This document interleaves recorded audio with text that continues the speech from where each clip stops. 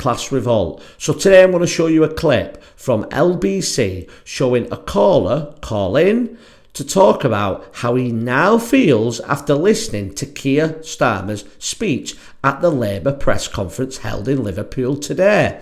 Now, the mainstream media, starting here with the LBC, are trying to shift the narrative to convince you that Keir Starmer is winning people back over. And just before I show you this clip that I think is a total setup, I could be wrong, and I want to ask you what you think. But before that, let's just touch on what Keir Starmer has been saying at his conference. And he really has changed his language. He's now calling Nigel Farage and Reform UK the enemy.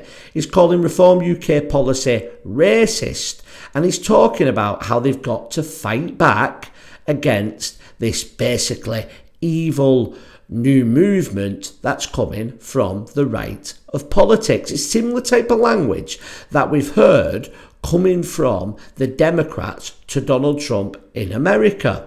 But take a look at this clip and then let me know what you think. Do you think this is a genuine call, or do you think this is the mainstream media trying to convince people that Keir Starmer is winning voters over by taking on Nigel Farage and the far right head on? Firstly, I'm not traditionally a Labour supporter. I did vote Labour in the last election. I was on only because I wanted a change. I'm a business owner in the Midlands, and it was just getting from bad to worse under the Tories. So we gave Labour a chance, and it has been difficult. And I just got back earlier to watch his speech, and at first I was like, okay, is he going to be robotic? But then there's something was in his eyes and in his words that was commanding me to listen. And then everything that I've been feeling recently about, do I move to Croatia? Do I move to Holland? My mother lives in the Netherlands. Shall I move there? Because things seem to be dark and gloomy and divided. I'm a mixed race person.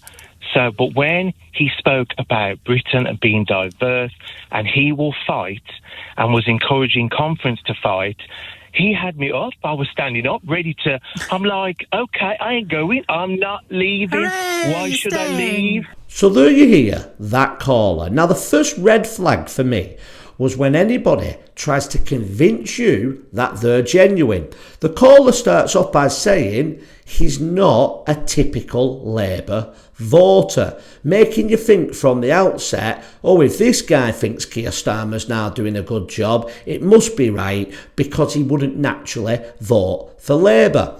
He then talks about there being a look in Keir Starmer's eyes. Now, even the most diehard of Labour supporters I know would never ever talk about Keir Starmer and a look in his eyes, a sound in his voice, which somehow gives him inspiration. But that's what this caller does. This caller then goes on to say that they was looking for properties abroad. They was going to move away from the country because there was no hope left. Obviously, I'm paraphrasing, but there was no hope left because Nigel Farage and Reform UK was going to change the country for the worse. It just so happens that this caller is a carer, and not only a carer, a business owner. This person's a professional who wouldn't normally vote for Keir Starmer. The LBC host then brings up the fact of raising business rates, but the caller says it's time to start again. The caller was inspired by Keir Starmer talking about the fight back, the stand up to the far right. It couldn't have been more of a perfect call. And if you'd listened to that caller without the word Keir Starmer, you would have imagined a Tony Blair, maybe even a David Cameron, somebody, anybody but Keir Starmer. And this is what we're going to start seeing in the upcoming days. We're going to see the mainstream media try to convince people that the majority of the country is against Nigel Farage. They don't like his policy. They're only voting as a protest vote, and now Starmer is turning it round. Now, previously, that type of narrative has worked, but only when you're 6 weeks before a general election. We saw it at the last general election. Now, I'm no fan of the Conservative Party, But we was told leading up to that general election that there was down to 15% of the vote, and Labour was flying high on 40% of the vote. When the counts actually came in, there was only around 10% difference, around about 34% to 25%. But the narrative was there in people's minds. That is not going to work 3 years out. People have already made that decision. There's no more mud they can fling at Nigel Farage that people have not heard before. But the desperate, the people who have controlled this country for hundreds of years are not suddenly going to give up because the polls are saying that Reform UK are going to win. They are going to try absolutely everything. Keir Starmer, in my opinion, today used dangerous language. But are we offended? Of course we're not, because we can see the writing on the wall. As long as Nigel Farage is healthy, Reform UK don't have any, and I mean, they can have a little bit, but a massive scandal, they're going to win the next general election. But you wait to see on whether we're right in what we're saying, that all the mainstream media are going to collectively come together with the same message. You may start seeing some small victories when it comes to illegal immigration, or certainly be told that there's victories, and we're going to see more of this attack of calling Nigel Farage a racist. Now, there is some people out there saying Farage has made a mistake with his recent policy of deporting people who've been over here illegally for 50 years.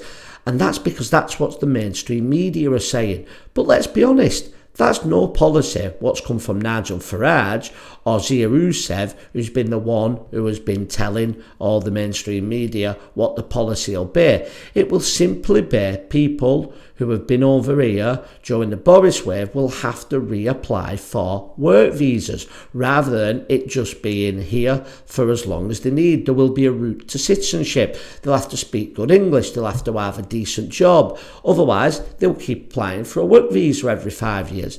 This isn't something that's racist, and in my opinion, it's not even something that's that extreme. But they're using that narrative, them words by Nigel Farage, to now carry on with this language that Farage and his policy is racist. Now, Farage has come back out and actually seems genuinely upset by Keir Starmer. And I don't know if Farage is playing this, or maybe, and I do like Nigel Farage, but if it may even be a slight bit of naivety. When you're in politics and you're standing against the mainstream, when the status quo, I should say, when you're not a threat to them, these people will be nice to you.